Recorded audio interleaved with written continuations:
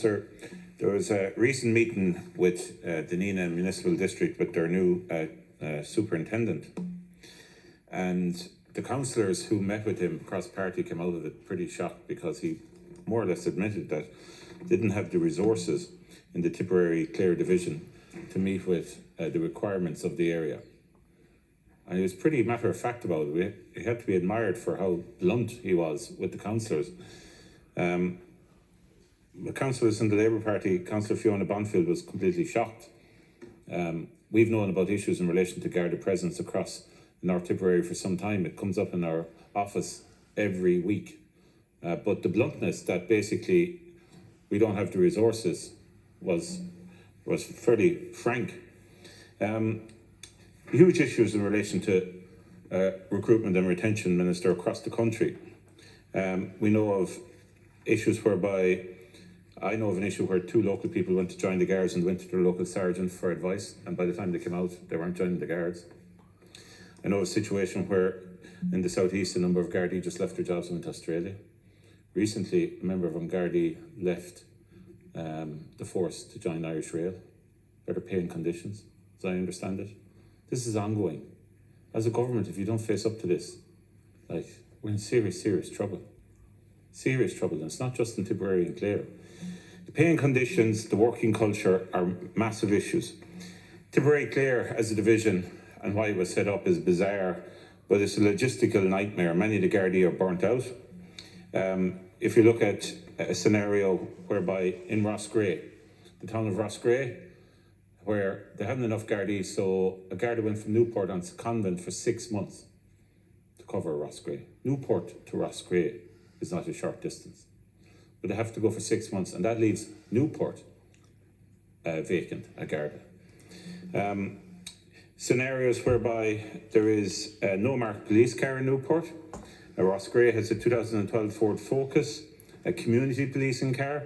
Killaloe Garda Station, which is part of the same Nina Killaloe area, has no marked car.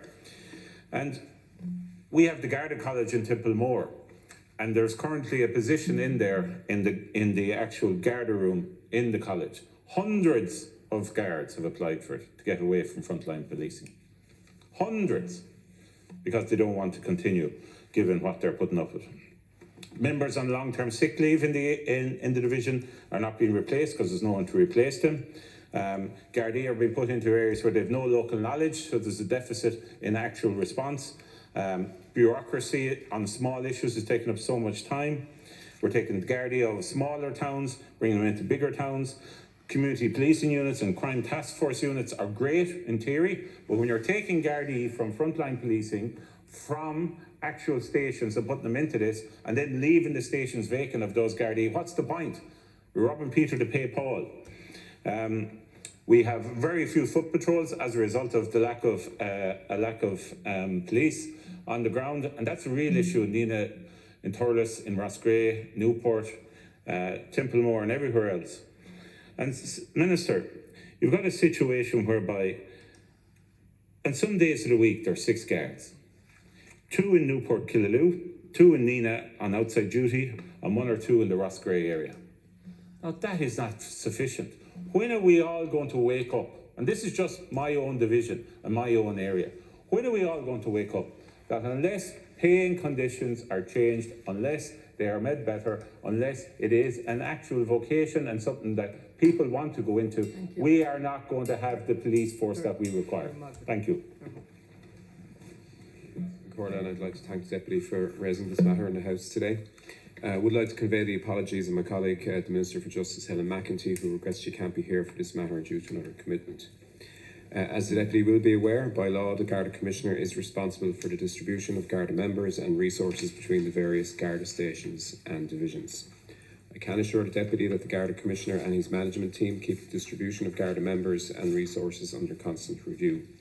This is done in light of operational needs and in close consultation with local Garda management in each division. I can further assure the Deputy that the Government is committed to building stronger, safer communities, and strengthening on Garda Síochána is at the core of that.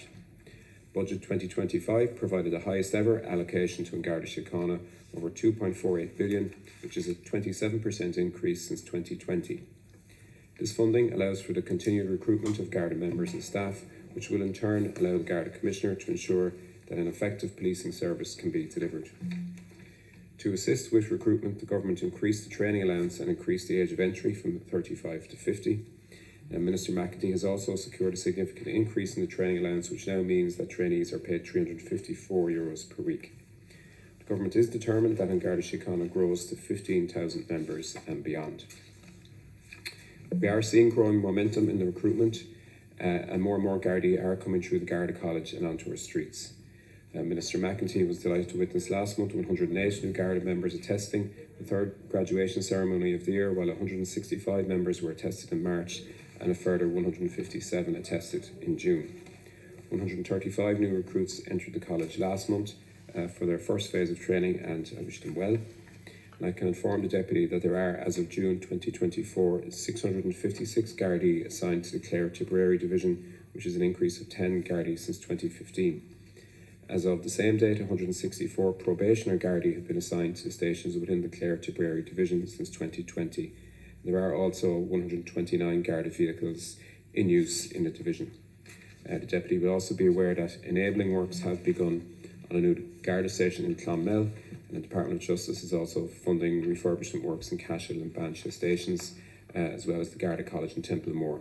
And this is to ensure that all Garda personnel and communities have the fit-for-purpose facilities they deserve both now and into the future. Thank you. I thank the Minister for reading the script, and it doesn't really answer my concerns. I appreciate he's not the direct Minister, but I mean, 15,000 Gardaí, when are we going to get realistic? There was a report done in Dublin recently, city centre, where they want 1,000 more Gardaí. It's laughable. It's completely laughable. There are Gardaí looking to retire all the time. I know of Gardaí who are now looking at having a cost-neutral retirement, where they will sacrifice a certain percentage of their gratuity, a certain percentage of their pension, in order to get the hell out of their job, because they want to be able to go at 50. They won't stay on any longer. It'll cost them money, but it'll probably help them in the long term from a life perspective. That is where we're at. Gardaí are leaving the force all the time. Trainee Gardaí are leaving before they will qualify. We had a situation last year, I was in the committee, I saw it, where the number of Gardaí coming into Templemore was manufactured because they were put in just before the new year, the last batch, to register them for this year. So this isn't being taken seriously. The paying conditions, the working conditions, the resources.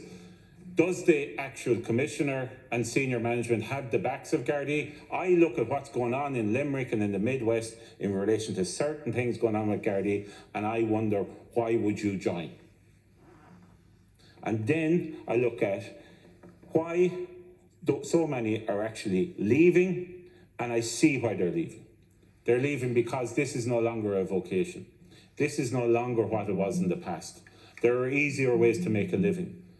The volume of hassle, the concern your family members have for you now as a Garda is so deep that people are not choosing it. And people who are in there and experience the brain drain is huge are leaving. And you're not addressing it. And on behalf of Minister McEntee, I'd like to thank the Deputy again for raising this important matter. Deputy, when I do topicals, I do look at the question and I try to understand what's behind the issue. The question was fairly broad in that it relates to Tipperary, Clare, and so that's a big area.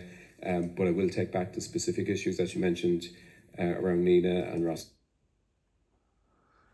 This was the over and back between Alan Kelly and the Minister Joe O'Brien, and the Minister read, as Alan said, from a prepared script, which is the traditional script that is used when the question of resources. Now, the key issue in this is, look, very simply, there is a major problem with the policing model that's being run countrywide.